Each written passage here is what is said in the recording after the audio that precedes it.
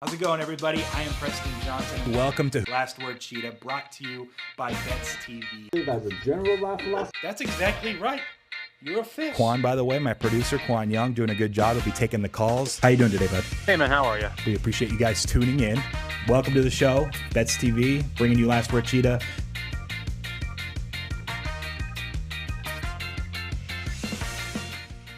How's it going, everybody? Welcome to another edition of Last Word Cheetah here in the Bets TV studios. I am Preston Johnson, hanging out in studio with Qwan Young, my co-host and producer on this lovely Wednesday. Great night last night for a few reasons.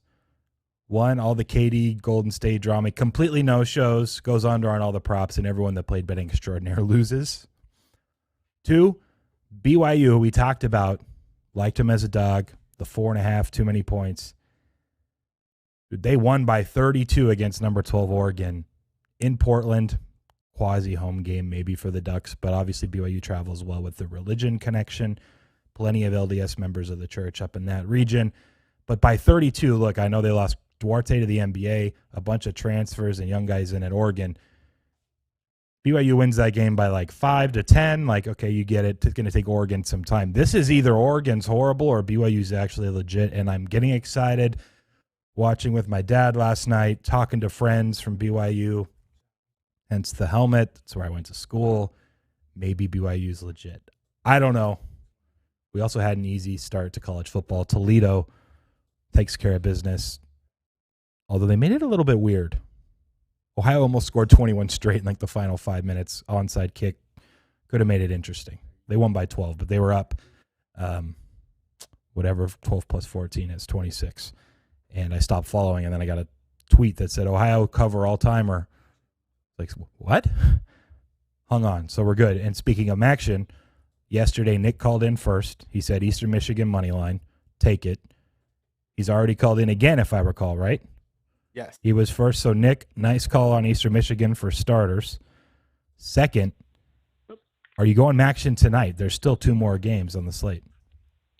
I appreciate that, and well done on the Toledo side as well. I wish I was going action, but at where the numbers are at currently, I'm not. I played a little under 59.5 with the Ball State game just because the weather's going to be miserable there tonight, but not at 57 or whatever it's at right now. So, yeah, unfortunately, not that number. I wouldn't. But anyways, we are going to do weeknight college football. We're going to go Friday night. And over at Bet Rivers, actually, there is a +10 for Memphis at Houston. So we'll take Memphis. Interesting. You look at the rest of the market, it's 8.5, some 9.5s out there, but Bet Rivers has a 10. I wonder if that's actually up. Have you logged in and seen it there? Yeah, I literally just had it, and I refreshed the page, and it's still there. Yep. Fair enough. What would you have? Let me just ask then, for the sake of people that are listening, would you be betting this at 9.5 if people could shop around and get it there, or is it 10 or better? I actually would, and I can get into it more because I have this number more like 6, and so I'll just do a little recent line comparison here against a common opponent. So 3 weeks ago, Houston played SMU at home, and Houston was +1, and Houston won that by a touchdown. There was nothing like fishy in the box score. Like Houston just deserved to win by about that much. The following week, Memphis plays SMU at home, and they're 3.5-point dogs. So it's about a 2.5-point difference there, at least according to the market, roughly through the key number 3. So you can call it 3 if you want to.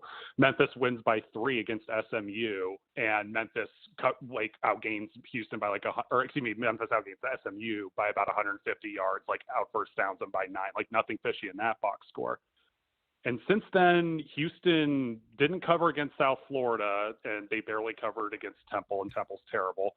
And then Memphis lost a coin flip to ECU. So I don't know where this big difference all of a sudden happened that we're making this above a touchdown, I guess, here. I just didn't adjust it that much since then. So I got this number lower. So the line comparison's generally good, especially for people that don't have their own numbers or model. You can gauge based on the closing numbers in the market, some comparison in recent weeks, barring some crazy quarterback injury. Hey, this is where we should expect the line. Now, the difference between +1 and +3.5 is bigger than 2.5 points because the 3 is so key, as we know in college football. It's more like 9 or 10% in a win probability perspective. But still, accounting for that, accounting for home field for Houston here, it's a similar thing where you have it closer to 6. It's probably supposed to be more like 7.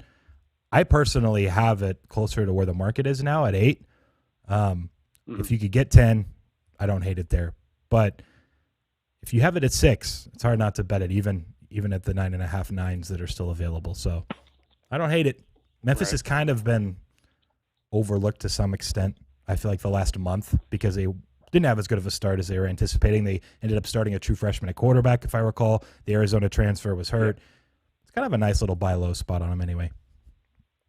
Yeah, they had a rough October. They had that lucky win with that weird thing against Mississippi State. But honestly, I don't know. At the same time, I'm just look at the numbers. Their net yards per play between Memphis and Houston are about the exact same. Strength of schedules are similar. Both aren't that good. But yeah, so I don't know. A little bit of a buy low spot on Memphis, and they just think the market's overdone it a little bit too much here for Houston on their massive win streak. Right on, man. We'll lock you in. Good luck, and we'll talk to you tomorrow. Thanks, Preston. See you. See ya. All right. Let's get rolling. Who do we got up next? We got Alec in Ohio. All right. What's up, Alec? How are you doing?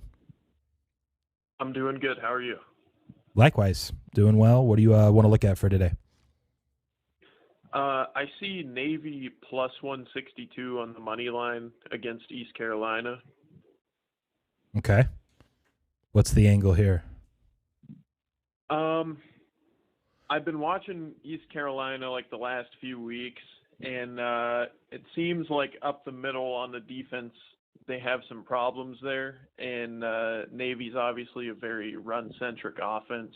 I think this is a typical, 17-14 type of game where Navy controls the clock and slows down their opponent.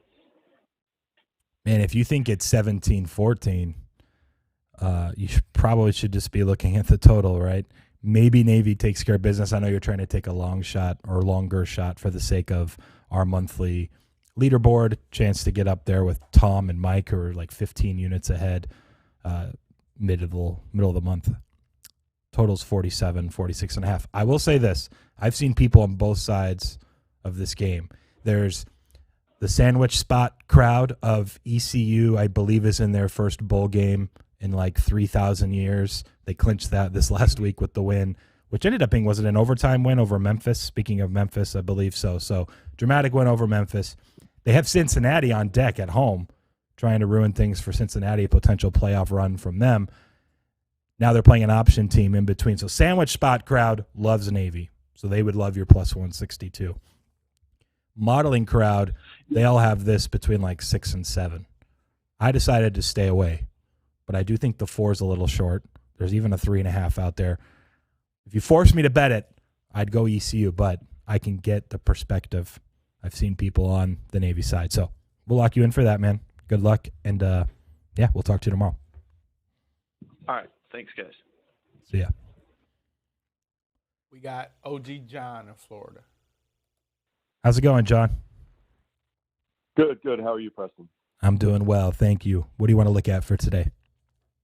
I'm going to look at the golf because it's the last chance to bet it for the year for outrights anyway, pretty much. There's no real tournaments after this till All right. January. So looking at that, and I had to tell you, remember we were talking about the Sabres and that plus 500, and they ended up winning by 1. Of course they did. I didn't bet the plus 500. I mean, I would never bet that. I just did it for sake of the contest. Yeah. I actually had puck line and I had money line, so it was a great hit. Good. But the other team was the Coyotes. They were plus 280. I saw that one. Just straight up, and they won by 1. So I guess that extra plus 500 or plus 550, I think the other one was sort of just a dangling sucker bet, but who knows? That's what was interesting for someone that doesn't follow hockey like myself. I was sitting there. Right. I was like, wow, is it really a $3 difference that these dogs win by 2 or more instead of just exactly 1? And sure enough, both of them land 1. So lesson learned quickly, apparently. What do you want to look at for them for tonight? Your golf one, you said? Sorry. I'm going to look at the golf. I'm looking actually at 2 guys, but I believe Carlos took Matt Wallace earlier this week. I just remember that for some reason. He did. He models out really well. For me, and there's a huge wave advantage that everyone's talking about this week with the weather. So, and he has the advantage too. So whoever told him Wallace definitely did their homework, I believe. For But someone that doesn't do another golf, guy- when you say wave advantage, you mean like when they're teeing off on certain days and weather? Yeah.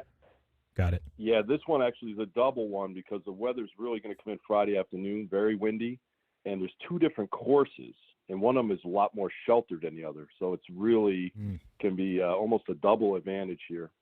So it's everybody's been talking about it all day, the guys that follow golf. So you want to take a shot on him to win, or are you going top 5? What are you feeling? I'm not going to go with Wallace because I'm gonna go a different direction since he took him. I'm going to take Seamus Power, and I'm going to try to do a top 10, I believe, or top 5. I'm sorry, top 5. Top 5 on him, 16-1. 16-1 at FanDuel is the best I saw, and that's, that should be good for the contest to get me right back in there if it hits. So I'm going to go with that. Beautiful. We'll lock it in, man. Good luck this week. Thanks. Have a good night. Take care. Carlos may actually have a little birdie. You keep saying that. It's like there's no way Carlos. I don't know. We'll have to ask him more. But it was apparently a respectable bet. I also think Carlos got a better price than I just looked. What did he? Do you remember what it was? The Matt Wallace bet 16-1 for what? Matt Wallace to win outright, I believe it is. No, Or because was that's top 20. Because to win outright, when I was looking right now, is 80-1. Oh, maybe it was top 5. It was 16-1. Okay, so it hasn't moved. Regardless. Yeah. Good job, Carlos. Who's up next? We got Andrew in Chicago. What's up, Andrew? How are you doing? Doing pretty well. How are you doing? Doing great, man. Thank you. What do you want to look at for today? I want to go to the hardwood. I'm looking at the St. John's money line against IU. Cool. Let me pull this one up. You want money line, you said? Yeah. Yeah, I think this is a matchup that's going to highlight two different playing styles. Indiana's a really large team. Their star, Trace Jackson Davis, is really meant for college basketball, kind of an old school big. St. John's is known for their havoc playing style. They want to get up and down, full court press, go 12 deep as far as people that they play. But the thing that I like the most in this matchup are going to be the 3 transfers for St. John's. They got Aaron Wheeler, a great defensive wingman. Montez Mathis, also a pretty durable wing. And then they've got Joel Soriano, who is the only good player from Fordham last year. He's about 6'10", absolute bruiser, and he matches up pretty well in the paint. So you just got to watch out for foul trouble.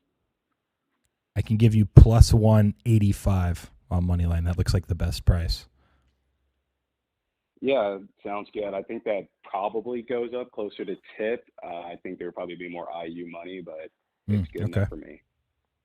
Let me ask you a question real quick about the transfers because I thought it was interesting.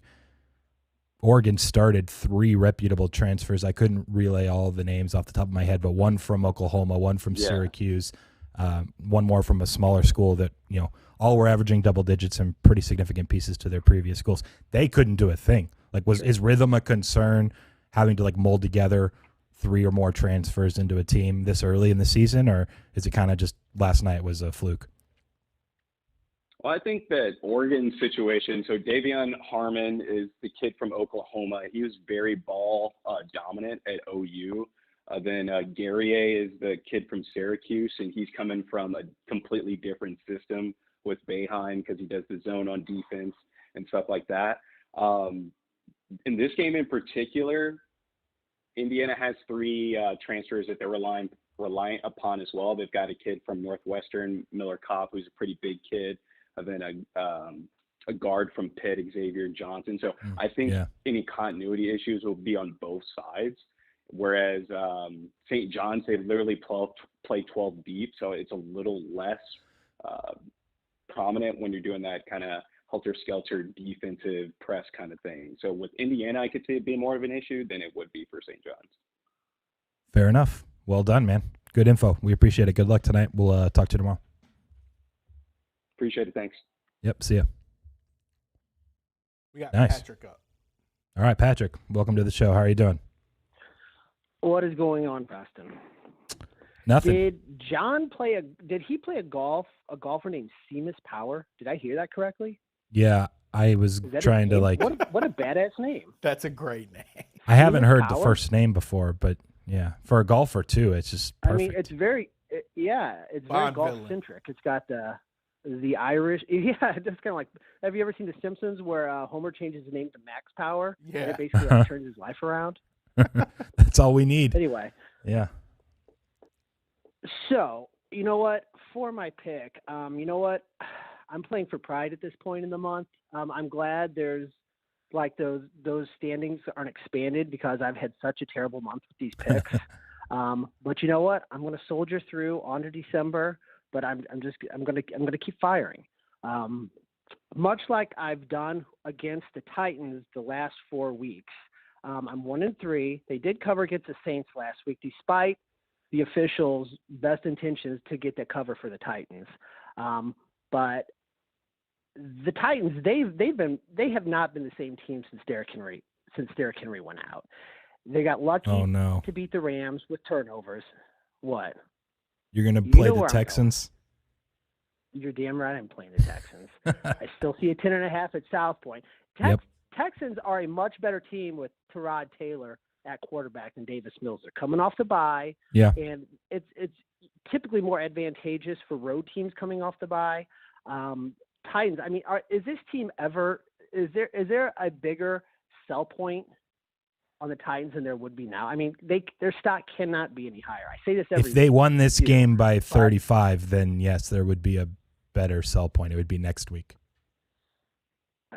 They will not win this game by 35. I honestly, I think the Texans might be live in this game for an upset. I mean, we've seen these big upsets the last 3 weeks in the NFL, and I think this is a very ripe spot for the Texans. I'm not going to play them on the money line. I see a 10.5 at South Point. I'll take that. But I think they are. I think Tennessee is ripe for a letdown. I will say, my number's 8.3, so I do have agreement. Especially the difference between Taylor and Mills, obviously pretty significant. I hate that I kind of agree. That's what I was. The 10.5 especially, there's really only one in the market. It's mostly 10 everywhere, but 10 isn't horrible either. So yeah, it's moved today. I mean, 10.5s were prevalent this morning. It's going in favor of the Texans, as all things should. And I mean, this may be a little bit of a look ahead spot for Tennessee too, because they got a big game against the Patriots next week too. So. Because I mean, everybody looks over the Texans, so I think it's ugly, but going to be live. And it's you know hopefully what? the right when side. The Texans beat the Titans. You remember where you heard it first. You heard it from Patrick on Last Word Cheetah. Okay. Perfect. We'll replay it. We'll clip it. We'll pub it out for you Monday next week. Okay, and if they don't, just delete it. Yep, it'll be gone. Don't worry about it. Which, by the way, people can go find it on betstv.com now because the website is up. And we'll point everyone there after they lose, and we'll clip it anyway. All right, Patrick, good luck. We'll talk to you later on. I assist you on the layup on that one. All right, have a good day, guys. See ya. Do. We got Jim. Jim, thoughts on the Texans? Dude, I took the Texans in the chat yesterday on YouTube. Oh, nice. Did we miss that, Qwan? No, Texans 10.5. All right, then you got the hook too. Well done. I guess you agree. Is it a Tennessee fade for you? What's the angle? I'm just curious now what your thoughts are. Oh, yeah, big time Tennessee fade for me. I think I love Ryan Tannehill, but he's really been bailing them out. I think in a division game, the Houston's pass protection is actually pretty good. They still have Laramie Tunsil. So, yeah, I think they'll compete. Tyrod definitely – in the first 2 games of the year, they were actually really good. Not really good, but I mean they won. Yeah, better than people thought. Competed with Cleveland. Yeah, exactly. So yeah, I like that pick. And then I was going to dip my toes into college basketball, but Alex stole my pick. I was going to take St. John's money line too. So Dang. That's 2 picks gone. I'm going to go with the Browns. There's a -10 at Caesars still. All right, let me look it up right now. Cleveland. Why can't I see this on my screen? There it is. Okay. Yeah, we got some 10s. Interesting, because a lot of the market is 11.5. There's a few 10s. Yeah, What's the? Let me ask you: Is it? You think it's an overreaction just because they got blasted by the Pats? You're not buying into the fact that Baker does need surgery, I think, on his shoulder after the season. He's playing with one arm. Obviously, his throwing arm's okay, but it's not as accurate. Things aren't quite clicking. So you're just kind of dismissing that narrative. Yes. Yeah, I think Cleveland really at home this year has done well. I still think it's a top 10 defense. Like, they actually played pretty well. I mean, all right, look, New England scored 45, but I just think overall it's a bad game for Cleveland's defense, and they're really going to eat up Detroit. Quarterback on both teams in this game is up in the air. But I think, look, if both quarterbacks were playing, I kind of have this like 14-15. Cleveland's kind of that timing orchestra symphony offense of like when everything's clicking, like, and if you can't disrupt it, like, it'll be a long night for you on defense. And after Detroit just blew their load, this is definitely a get right spot for Cleveland. They're just a hard team to quit. It's a hard team to stop taking the Browns as like one of the better teams in the league. So I think -10 is a good number for them. We'll lock you in, man. Good luck. We will talk to you tomorrow. All right, guys. Take it easy. See you, Jim. The Browns. We got Hunter B in Alabama. Hunter B, welcome to the show. How are you doing? Good, Preston. How are you? I'm doing well, thank you. What do you want to look at for today? Good. Yeah, I'm with OG John here. We've kind of been blowing up the Discord about it all day. Apologies to anybody that doesn't care about golf, but you've kind of got a perfect storm here, no pun intended, with sustained winds on Friday, like probably in the 18 to 20 mile an hour range. Gusts could be up to 30.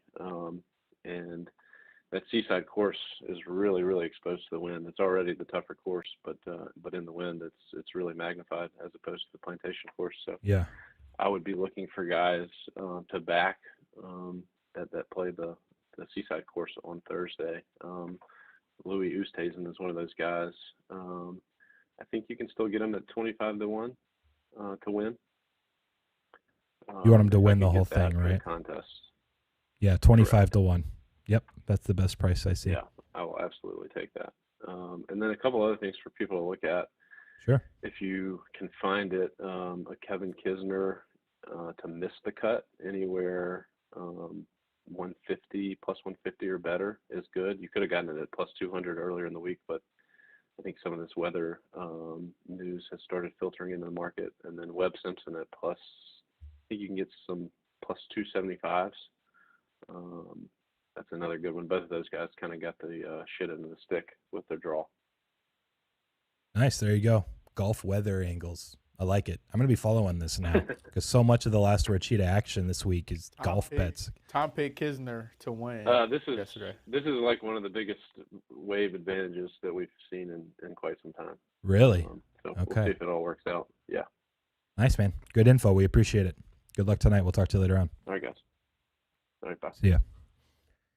If Tom picked Kisner, either Tom's reign is finally declining or everyone's dead wrong and Kisner's just going to pull out the rounds of his life on Thursday and Friday despite the weather. I don't know. It's one or the other. Who's up? We got Christian in Oregon. Christian, how was that game last night? 32-point W. Go on. Take it from here. I think BYU's going to the Final Four. I'm calling it now. That's how good they look. Here's the problem. You don't. Did you hear my intro? Because I was watching with my dad, and I am the most pessimistic BYU fan all the time. And you just don't beat Oregon by 32 because Oregon was had a fluky bad game. Maybe Oregon's going to take some time, but they're better. They're not like a sub 500 team. I'm Final Four. I don't know, but I'm strangely intrigued now by BYU because defensively and athletically they hung at a level they just haven't in the past. And then if Barcelo shoots 100% from the field all year, I mean, good game. I love it. I'm excited, and I never get excited about BYU sports anymore, but it was super impressive. I was glad you were there. Yeah, it was so much fun. That's the thing. It was 100% a home game for Oregon too. I was around, the crowd was, they were doing everything they could to get Oregon pumped up, but those guys just could not shoot. I was watching the warm-ups. Even then, in their warm-ups, they could not make a shot. Even simple layups, they were just kind of bouncing around. So, wow. Yeah, okay. it was super easy. But yeah, I'm kind of shooting for the moon on that Final Four because honestly, without Barcelo, they're not really that. I'll admit they're not really that great. But with Barcelo, I would love to see another kind of Jimmer Fredette style. That was kind of a. Yeah, he doesn't handle the ball as well as Jimmer. He can't attack the basket and get to the rim as well as Jimmer. He's not a great passer. He's not like a point guard anyway. And that's why I talked to my dad about this because, I don't know, on the court, I don't know what he's listed at, but he looks like 6'1". He just doesn't really have an NBA future, although there's talks he might. As good of a shooter as he is, if you're 6'1", you can't play shooting guard or small forward in the NBA. It's just impossible. So it'll probably be a European pro, but nothing wrong with that. But I'm still a little pessimistic, I guess, on the upside of Final Four because, the comps to Jimmer might start happening, which they did last night. And it's just there's a lot of things Jimmer did and could do that Barcelo can't. So then you have to rely on other players, and I'm not sure if we have a second or third option that's really that good. So regardless, great team win. What do you want to lock in for today? So tonight I'm actually going to stick to that area, except I'm going to go down to Orem for the Utah Valley. I'm actually looking at the over between Utah Valley and Long Beach State, and I think I saw it at 152, but I know it's been moving a bit. Yeah, there's still some 152s. There's also a 151 at minus 115 if you want that. Oh yeah. Okay. No, I like this. This one I've leaned towards a lot just because the model that I use, that Haslametrics website I told you about, they kind of run down through each game and analyze everything. And they've got Long Beach State listed as third in pace, and UVU is 57th in 3-point percentage. So there's going to be a lot of shooting, but I feel like it's going to be kind of led at the Long Beach State rhythm.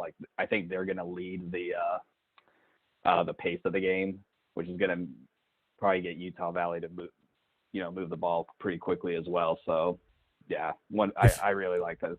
If you need some help, I'm guessing at least on screen it says Long Beach State's the home team. I'm not sure if it's a neutral game. It's probably a home game for Long Beach.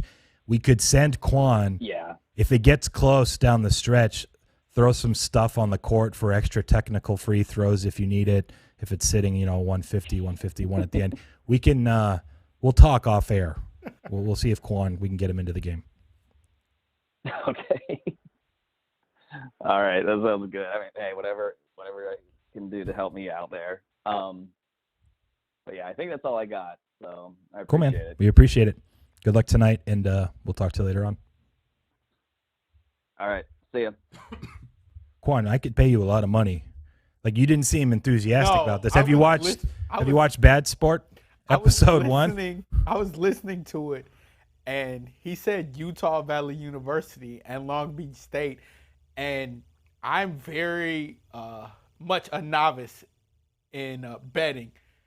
And he's laying money on Utah Valley University and Long Beach State. Dude, there's over I've never heard of these schools. There's over 350 D1 college basketball schools.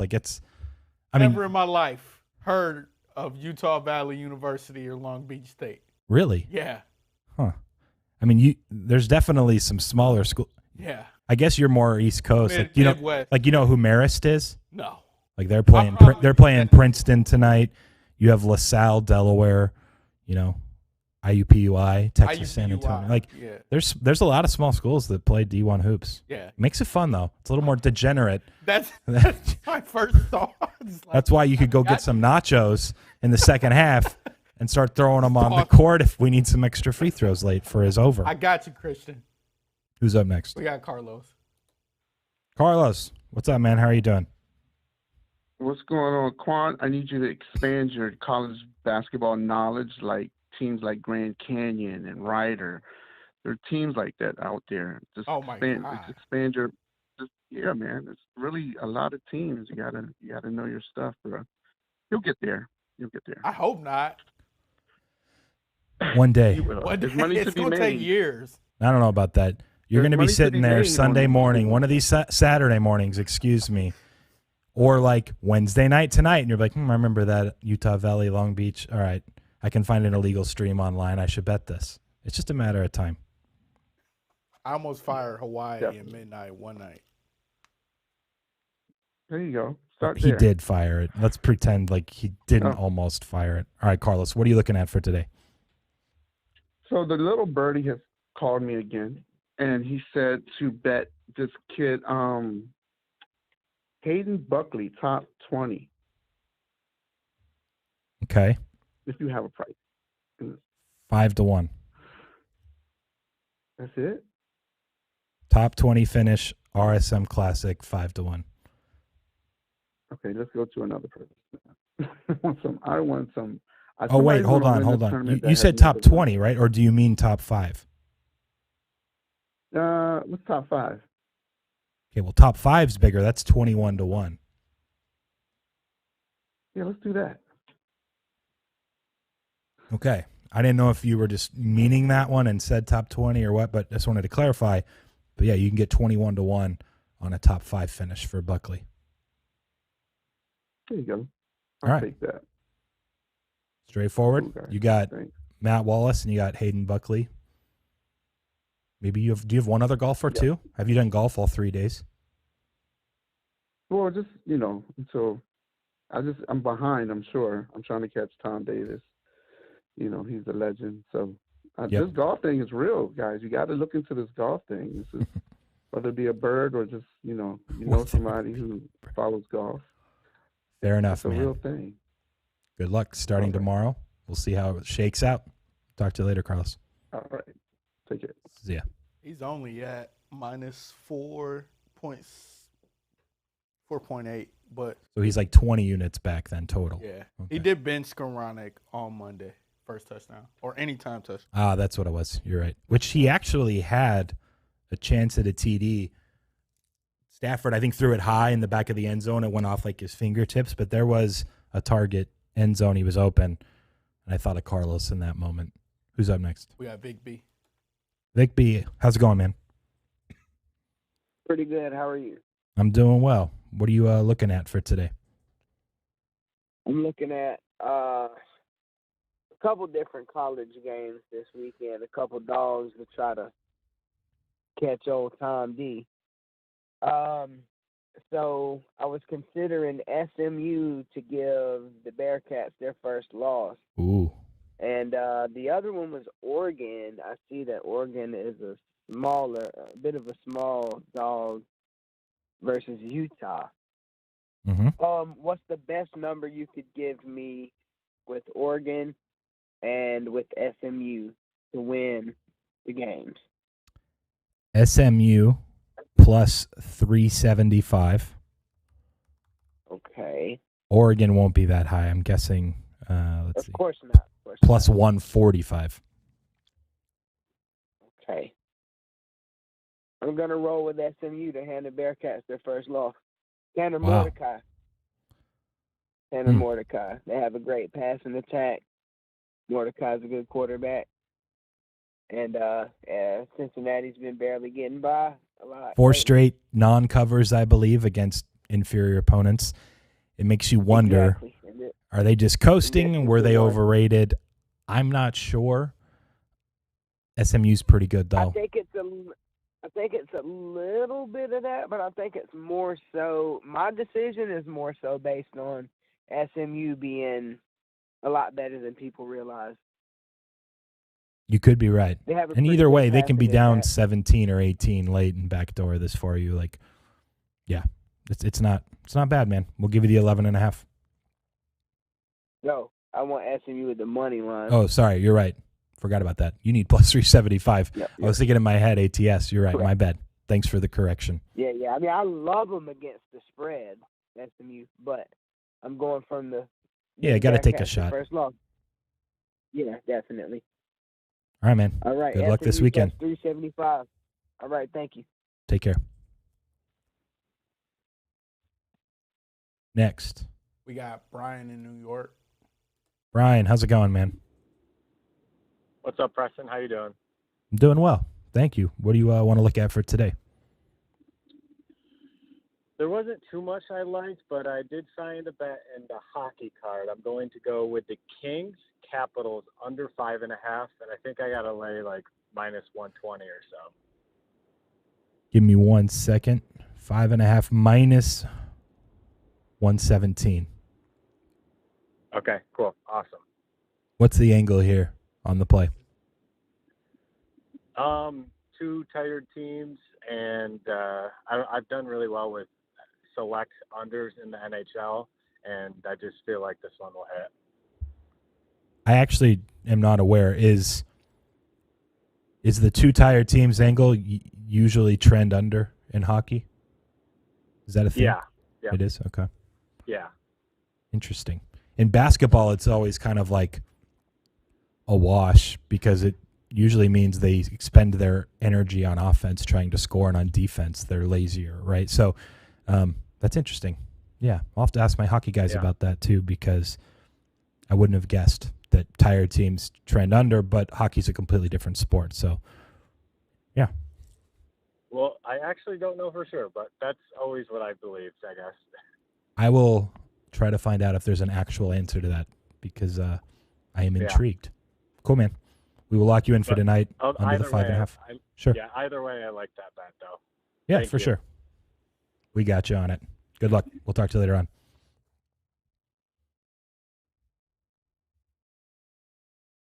We got Mike in New Jersey. Mike in New Jersey, who is very close to Tom on the leaderboard. Well done. A couple of bets the last couple of weeks, getting you up there. What are you looking at for today? Yeah, so for golf, I already, Monday, Tuesday, I locked in Russell Henley and Harris English, both around 30-1, 33-1 in that neighborhood. Today, I'm going to go a little bit of a prop market within the golf game. Last week, Cam Smith came through for me on the top rest of world golfer. This week, I'm going to go with the top English golfer. And there's 6 English golfers. 3 of them are kind of separated from the pack. It's Justin Rose, who you may know, Aaron Rye, and Matt Wallace, who you've heard a lot of.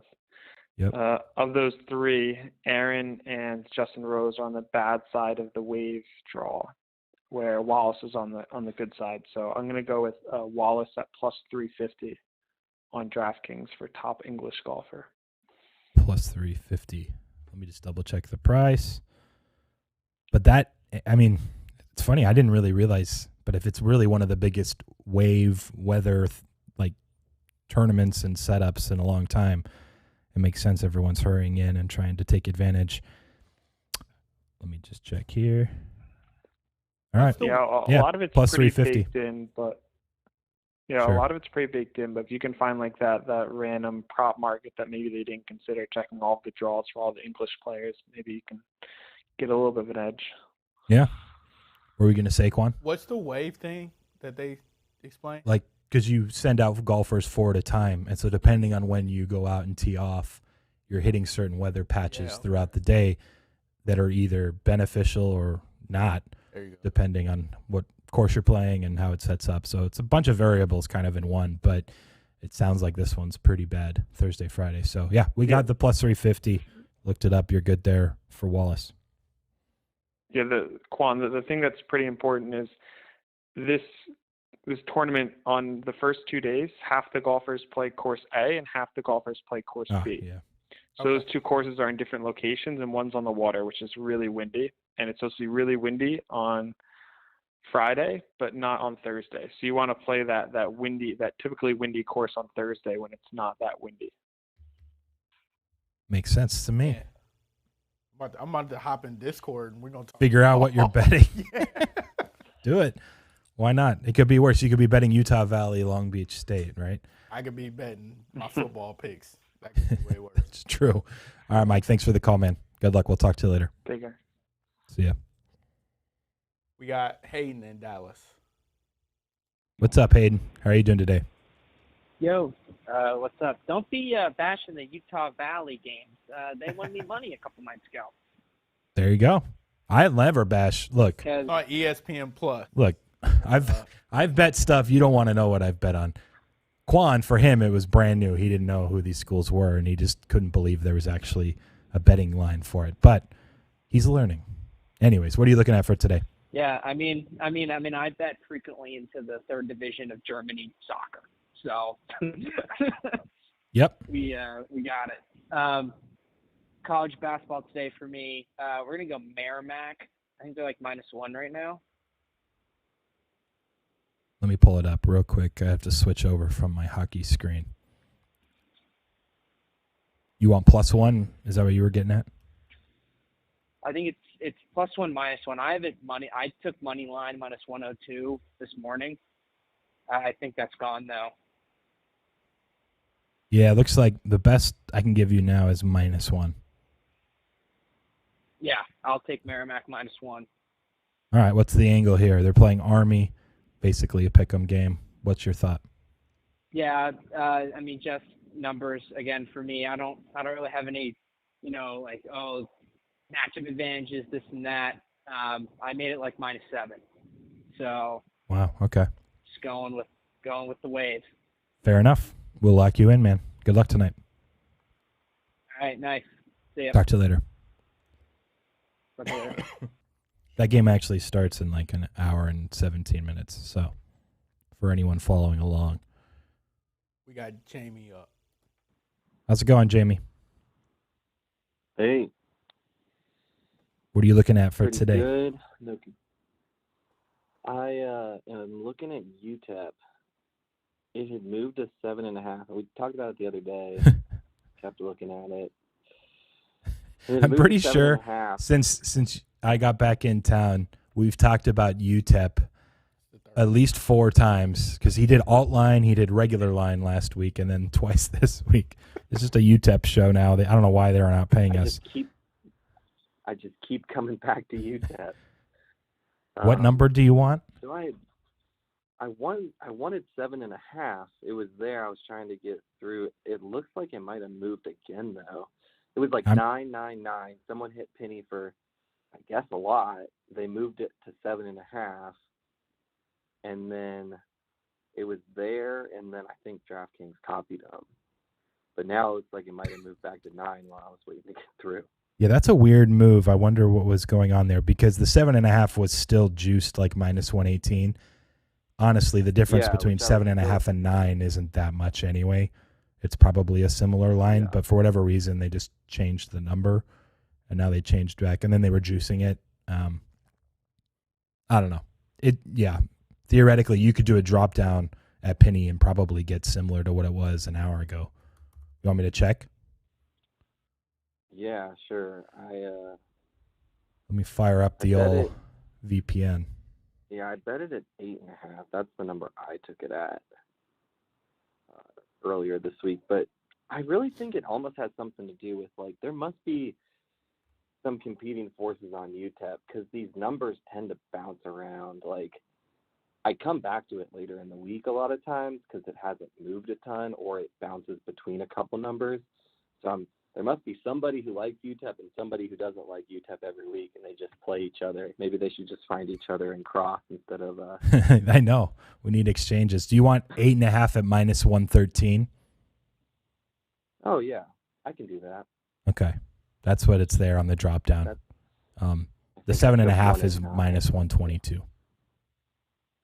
Yeah, that's probably not really worth it. It lands 8. I'll eat it.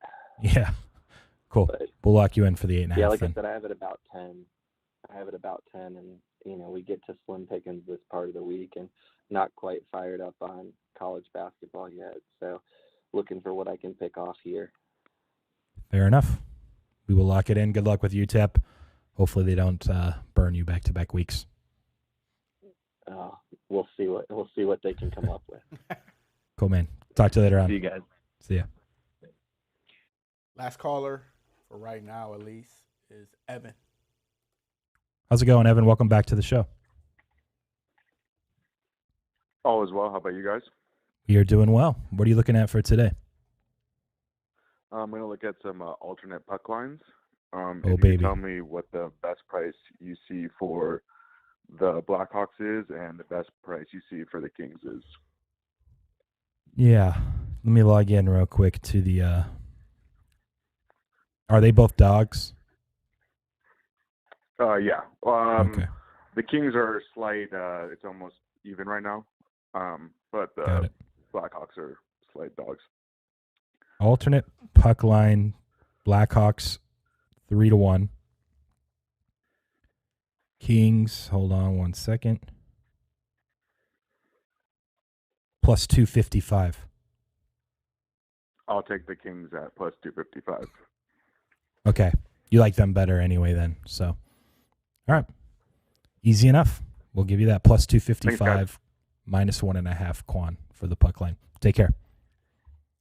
Have a good one. Bye-bye. See ya. He's been kind of on fire with those. I think he hit, 3 out of 5 in the last 5 bets. And they're all like 2-1 plus range or close to it. Yeah. I don't know if he's just, I don't know. He says he's not like a sharp with hockey. He just watches and. He's just firing. Yeah. Yeah, I was going to say, I don't know if there's like an edge on, like Jimmy used to always say the KBO run lines weren't priced correctly relative to money lines. You'd think the NHL alt line market's pretty efficient, liquid enough to be efficient. At the same time, they're alt lines, they're derivatives on dogs. Maybe they're not. Interesting. Got another caller. It's Ty. What's up, Ty? How are you doing? I'm all right. How are you? Doing well. Doing well. What do you want to look at for today? Yeah, I put in the Discord demanding a recount because I think Quan's math is off this month. Wait, what? Say that again.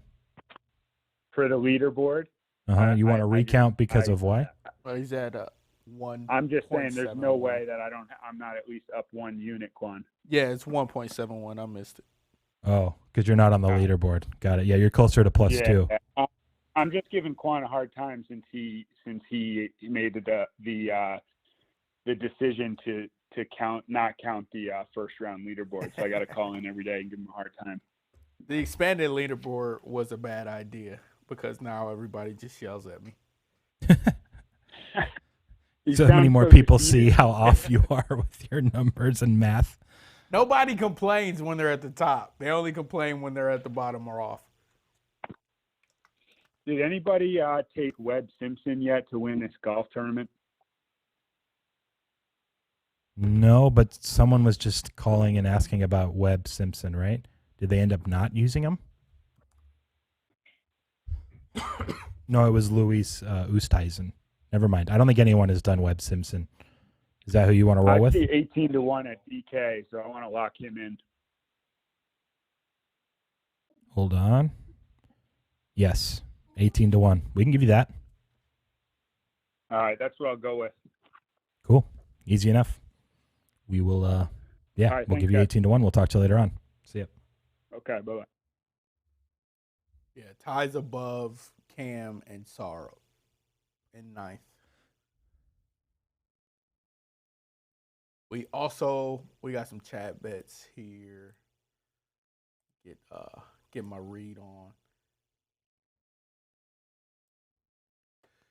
on. Hold on a second. I'm trying to figure something out. Poker related. Nick likes the play from Patrick on the Texans Fran. Everyone does, I guess. Look, I have it lower, but it's the Texans. But at the same time, if he's right and it's the perfect time to sell on the I got Titans. a surprise for you then. Patrick wants to change his Texans pick to money line. Really? Plus 400. He just thought about it. He remembered Tone went with the Panthers plus 407 on the money line against the Cardinals last week. Came through. Let me see what the best price is. Just let me load this up. Someone's banging the Thursday total right now. Hold on a second. Houston plus 400. Exactly. Yep.